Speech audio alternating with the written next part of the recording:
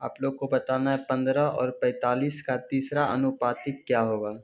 जैसे कि option A देख सकते हैं 125, option B 145, option C 135, option D 165।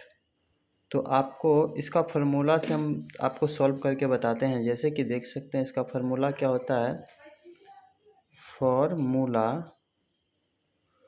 Formula होता है आपका बी स्क्वायर बट्टे ए बराबर, यानी बी का मतलब 45 गुने 45, 45 गुने 45 बट्टे में 15, इसको काट दीजिए। 15 तिया 45, 15 तिया 45। अब 45 गुने